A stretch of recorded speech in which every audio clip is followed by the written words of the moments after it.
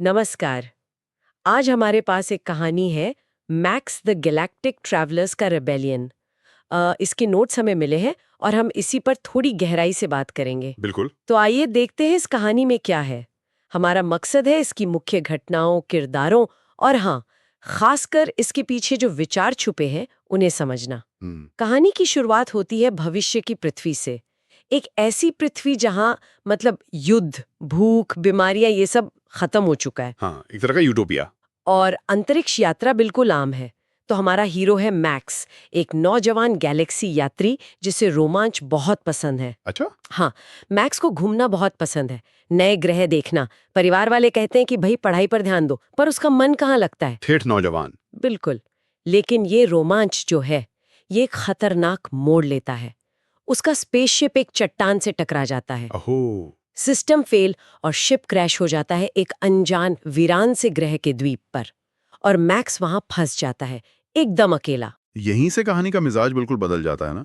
मतलब एक आरामदायक, शायद थोड़ी बोरिंग सी आदर्श दुनिया से निकलकर मैक्स अचानक एक ऐसी जगह पहुंच जाता है जहां खतरा है, अनिश्चितता है। हाँ बिल्कुल। ये सिर्फ जगह का बदलाव नहीं है, ये तो जैसे अस्तित्व का संकट बन जाता है उसके लिए। सही कहा।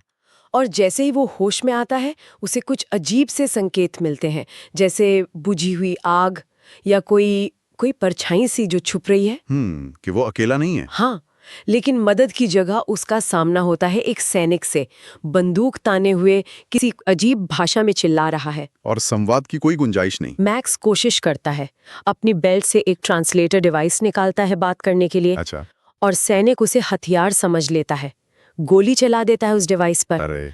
और मैक्स गिरफ्तार। सोचिए, बात करने की कोशिश को ही हमला समझ लिया गया। घटना बहुत कुछ कहती है ना। हम्म। हम तकनीक पर कितना निर्भर करते हैं, जैसे ये ट्रांसलेटर, पर असल में डर और अविश्वास, हम्म। वो भाषा से भी बड़ी बाधाएं हैं। हम्म। सैनिक ने डिवाइस को खतरा नहीं माना, हम्म। उसने मैक्स के बाहरी होने को खतरा माना। यहां से उस समाज की पहली झलक मिलती है, मतलब बाहर वालों पर गहरा शक और तुरंत कार्रवाई। और ये शक और गहरा होता है जब उसे शहर ले जाया जाता है। अजीब सा शहर है। सैनिक काले कपड़ों में, बंदूकें लिए हुए, हेलमेट पहने, अजीब से ड्रोन उड़ रहे हैं। माहौल काफी डरावना सा है। तनावपूर्ण। हाँ, उसे एक लैब में ले जाते हैं और वहां वैज्ञानिक उसे एलियन समझ बैठते हैं। उसके दिमाग को पढ़ने की कोशिश करते हैं एक हेलमेट लगाकर।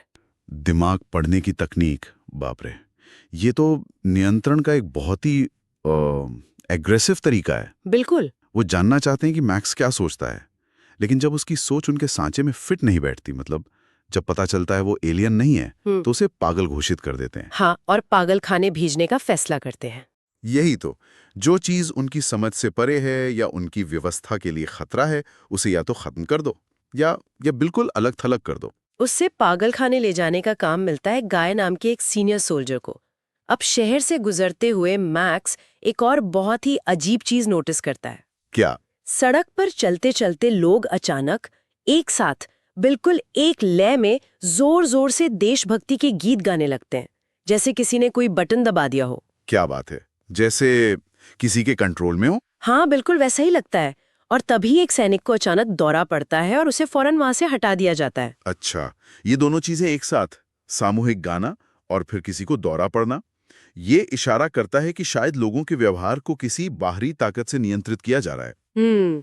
और शायद इस कंट्रोल सिस्टम के कुछ खतरनाक साइड इफेक्ट्स भी हैं, या फिर ये सब पर एक जैसा काम नहीं करता। सही कह रहे हैं। पागल खाने का रास्ता शहर की बुरी हालत दिखाता है। सड़कें टूटी हुई हैं, इमारतें गिरी पड़ी हैं, और फिर उसे वो अजीब टावर दिखते हैं हर कुछ किलोमीटर पर। टावर? कैसे टावर? ऊंचे से टावर।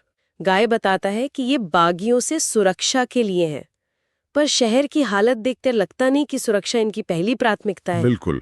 ये जो फर्क है ना, सरकारी दावे, सुरक्षा और जमीनी हकीकत बदहाली में, ये अक्सर ऐसे शासनों में दिखता है जहां दमन होता है। हाँ। बाहरी दुश्मन का डर दिखाकर अंदर की समस्याओं से ध्यान भटकाना या अपने कंट्रोल को सही ठहराना, ये जानी मानी तरकीब है।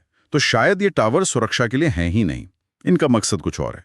और तभी एक टावर में धमाका हो जाता है। अरे वाह। हाँ, अफरा तफरी मच जाती है। गाय मलबे में फंस जाता है और मैक्स वो अपनी जान पर खेल के अपनी पूरी ताकत लगा के उसे बचाता है। अच्छा। इस घटना से गाय थोड़ा हिल जाता है। उसे मैक्स में कुछ अलग सा नजर आता है। ये एक जरूरी मोड़ है कहानी में। मैक्स का ये काम गाय की सोच को चुनौती देता है। हाँ। और शायद यहीं से उसे शक होना शुरू होता है कि जिन्हें सिस्टम बागी कह रहा है वे शायद सिर्फ अलग सोचने वाले लोग हैं या सिस्टम के ही शिकार हैं। और ये टावर, हो सकता है इनका कनेक्शन उन गानों और दौरों से हो। इसी बीच हमें पता चलता है फादर्स के बारे में। ये शासक समूह है। इसमें रिसर्च डिपार्टमेंट का हेड है और उसका एक एजेंट है। और ये लोग मैक्स में खास दिलचस्पी ले रहे हैं। क्यों? क्या पता चलता है? अभी ये साफ नहीं है। एजेंट मैक्स को लेने आता है, लेकिन तभी एक अजीब घटना होती है। एक वकील जो शायद जानता है कि कुछ होने वाला है, वो डर रहा है। और फिर वो वकील और खुद वो एजेंट दोनों को एक ही समय पर दौरे पड़ते हैं। एक ही समय पर? हाँ, और लोग फिर से वो गाना शुरू कर देते हैं। मैक्स को बागी कहने लगते हैं क्योंकि वो गा नहीं रहा था। इस पूरे हंगामे में मैक्स भाग निकलता है। ये घटना तो मतलब इस कंट्रोल सिस्टम की भयावहता और उसके असर को दिखाती है। ये दौरे को इत्तेफाक नहीं है, ये सिस्टम का ही हिस्सा है। हाँ, और फादर्स कितने क्रूर हैं ये भी पता चलता है। कहते हैं कि वो छोटी सी गलती पर अपने ही लोगों को मार डालते हैं।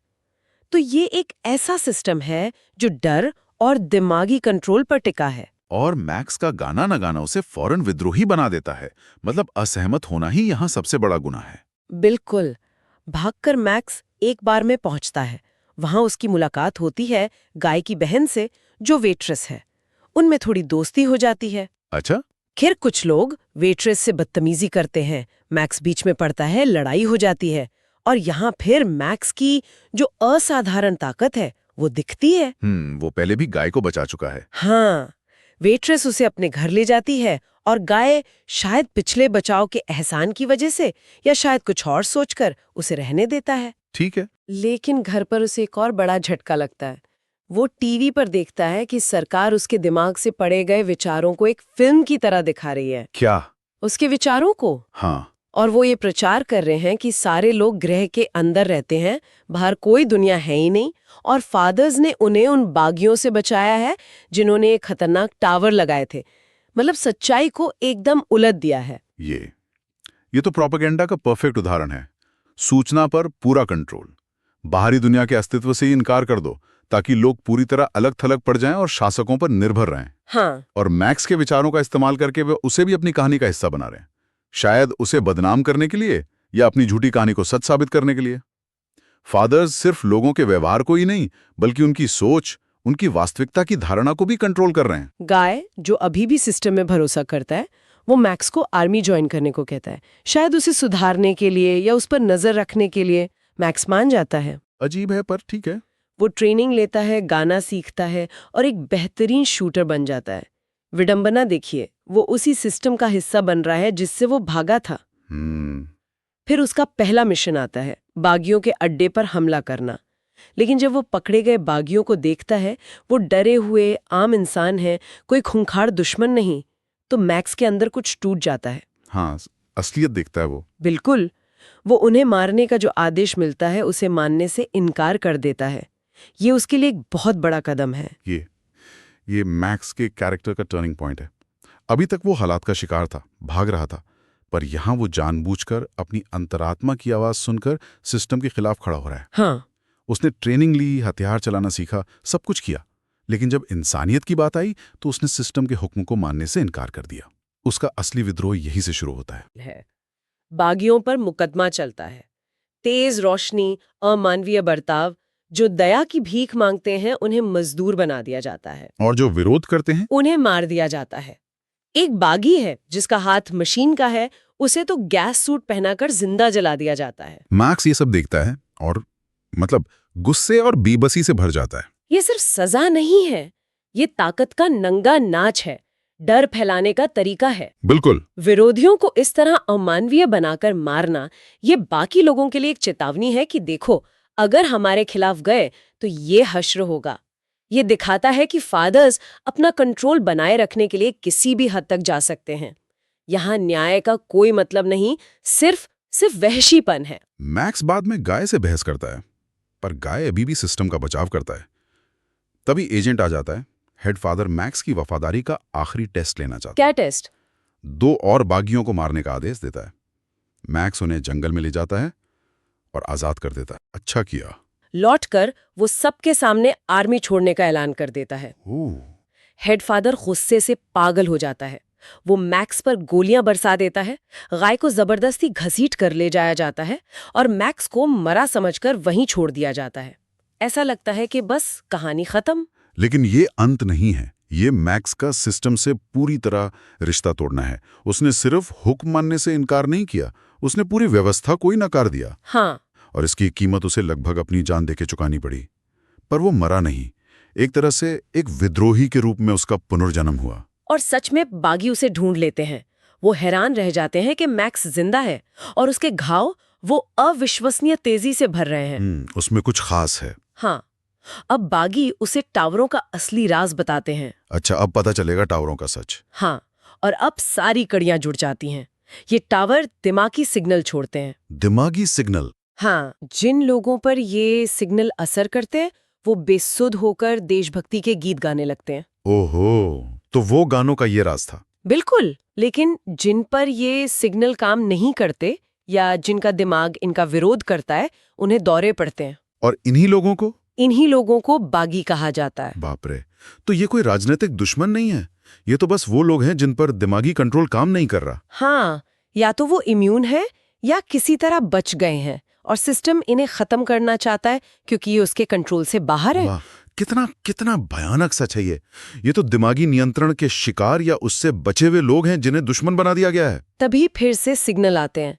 बागी फौरन अपने मुंह में लकड़ी जैसी कोई चीज रख लेते हैं ताकि दौरे में जुबान न कट जाए। और मैक्स पर कोई असर नहीं होता, वो एकदम ठीक रहता है और वो दूसरों की मदद करता है। अब उसका मकसद एकदम साफ है, इन टावरों को खत्म करना। वो बागियों के साथ मिल जाता है। मैक्स की ये इम्यूनिटी ये उसे बहुत खास बना देती है। वो न सिर्फ सिस्टम के कंट्रोल से आजाद है, बल्कि शायद उसके खिलाफ एक हथियार भी है। हाँ। उसका बागियों के साथ जुड़ना अब सिर्फ अपना बचाव नहीं रहा, ये अब एक सामूहिक लड़ाई बन गई है। वो एक टावर पर हमला करते हैं। मैक्स की लड़ाई की काबिलियत जबरदस्त है, लेकिन इस लड़ाई में कई बागी मारे जाते हैं। प्रतिरोध की कीमत? मैक्स बॉम्ब लगाता है, फिर अपने साथियों को जिंदा और मुर्दा दोनों को लेकर वहां से निकलता है। टावर नष्ट हो जाता है, लेकिन एक और साथी मारा जाता है। आखिर में टीम में सिर्फ मैक्स और एक और बागी बचते हैं। हर जीत अपने साथ नुकसान लेकर आती है, ये इस लड़ाई की कठोर सच्चाई है। फादर्स का सिस्टम इतना मजबूत है कि उसे चुनौती देने के लिए भारी बलिदान देना पड़ता है। मैक्स मदद के लिए वेट्रेस के घर जाता है, पर एक पड़ोसी पुलिस को खबर कर देता है। गाय भी वहां पहुंचता है, गुस्से में है। पुलिस आती देख मैक्स गाय और वेट्रेस को बचाने के लिए भागता है। फिर से दूसरों के लिए। हाँ, बाहर सैनिकों से लड़ाई होती है, लेकिन तभी हेड फादर वेट्रेस को बंदी बना लेता है, उसे गन पॉइंट पर रखता है। मैक्स को आत्मसमर्पण करना पड़ता है। या फिर मैक्स का नैतिक पक्ष दिखता है। वो भाग सकता था, पर उसने दूसरों की जान बचाने के लिए खुद को सौंप दिया। और हेड फादर वेट्रेस का इस्तेमाल करना उसकी नीचता और हताशा दिखाता है। वो मैक्स को तोड़ने के लिए कुछ भी करेगा। मैक्स अब जेल में है। वहां वो वकील जिसे दौरे पड़े थे, उसे पता चलता है कि मैक्स सिग्नल से इम्यून है। वो उसे अगवा करने की योजना बनाता है। अच्छा, वकील भी खेल में? हाँ, कैदियों को जंगल में हथियार लाने भेजा जाता है। वहां रोबोट हमला कर देते हैं। मैक्स लड़ता है और यहीं उसे पता चलता है कि वो क्रीचर जिन्हें उसने पहले भी देखा था, वो बदले हुए इंसान है। बदले हुए इंसान? कैसे? शायद सिस्टम के ही किसी प्रयोग का नतीजा। लड़ाई में वो एक सैनिक को बचाता है और एक क्रीचर को पकड़ता भी है, पर फिर उसे जाने देता है, आजाद कर देता है। मैक्स की नैतिकता वो डिगती नहीं है। वो दुश्मन सैनिक को भी बचाता है और उस क्रीचर को भी जिसे सब खतरा मानते हैं। वो लगातार जीवन का सम्मान कर रहा है, उस सिस्टम के बिल्कुल उलट जो जीवन को या तो कंट्रोल करता है या नष्ट। फिर उसे एक लाल टैंक मिलता है। तभी काले टैंक हमला करते हैं। मैक्स लाल टैंक का इस्तेमाल करके उन्हें नष्ट कर देता है, लेकिन फिर वो लाल टैंक को भी डीएक्टिवेट कर देता है। क्यों? वो तो काम आ सकता था। शायद वो उस तरह की ताकत नहीं चाहता। वो अकेले भागने का फैसला करता है। रास्ते में बम बिछे हैं, उनसे बचते हुए वो एक चेक पॉइंट पर पहुंचता है और वहां ड्यूटी पर कौन है? गाय। हाँ, मैक्स एक पल सोचता है और फिर तेजी से गाय को टैंक के अंदर खींच लेता है। हाँ, और वो दोनों गेट तोड़कर भाग निकलते हैं। कहानी यहीं खत्म होती है। मैक्स गाय से कहता है, रिलैक्स मेरे दोस्त, मैं तुम्हें एक नई जिंदगी दिखाने ले जा रहा हूँ जो यहाँ से बहुत बेहतर होगी। अंत में वो भाग निकले। एक उम्मीद की झलक है। वे उस जगह से तो निकल गए हैं, लेकिन क्या वे सच में आजाद हैं? बड़ा सवाल है। मैक्स शारीरिक रूप से बच निकला, गाय को भी साथ ले गया, पर क्या वो दिमागी कंट्रोल वाले सिस्टम के असर से पूरी तरह मुक्त हो पाए हैं? खासकर गाय। और उस ग्रह का क्या होगा जहां वो बाकी लोगों को छोड़ आए हैं? बिल्कुल। अगर हम संक्षेप में देखें तो मैक्स की यात्रा एक दुर्घटना से शुरू हुई थी। वो अनजाने में एक ऐसे दमनकारी समाज में पहुंच गया जहां सच्चाई को कुचला जाता है, दिमागों पर कब्जा किया जाता है। हाँ। और ना चाहते हुए भी वो वहां के विद्रोह का एक प्रतीक बन गया। उसकी यात्रा एक बाहरी व्यक्ति से एक विद्रोही नेता बनने तक की है।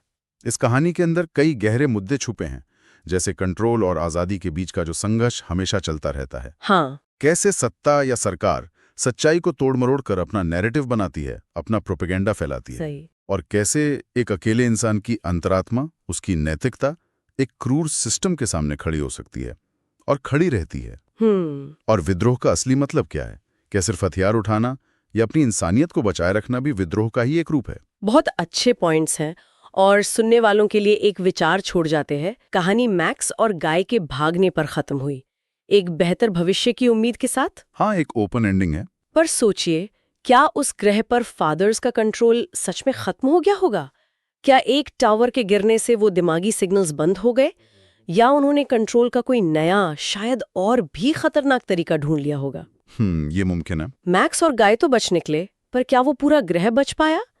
ये सवाल शायद कहानी के दायरे से बाहर है, पर सोचने पर मजबूर करते हैं कि ऐसे सिस्टम कितने गहरे और खतरनाक हो सकते हैं।